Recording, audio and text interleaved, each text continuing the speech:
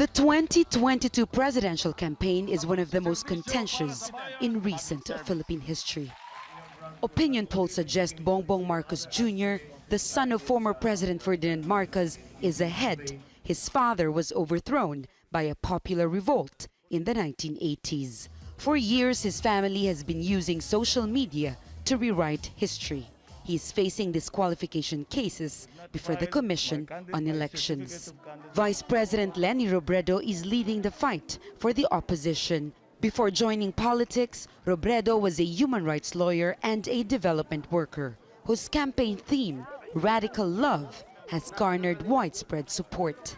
But her biggest challenge is how to counter the large-scale disinformation attacks against her.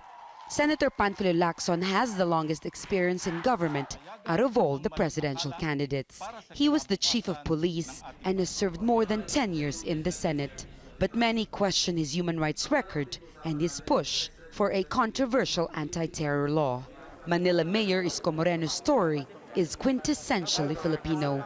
As a boy, he scavenged for food before becoming an actor. His position as Manila Mayor has made him a formidable candidate, but many think he may not be ready for the presidency.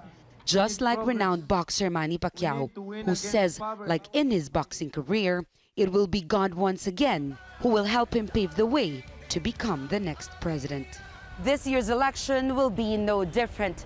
Patronage politics remain rooted in the country's electoral system. Most candidates are using their popularity, family connections, and money to get elected. But the fight for the highest post in the land is also seen as a test for the kind of values the voters will deem important. Democracy benefits and thrives from this kind of diversity. And that kind of polarization will be reflected in the way the presidential campaigns do their messages. The online world is the public sphere, and that online world is easily manipulated.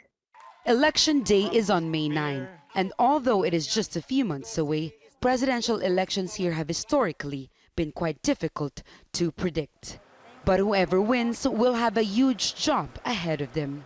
Issues including the pandemic, unemployment, regional relations, and drug violence will all need their undivided attention. Jamela, Alindogan, Aljazeera, Manila.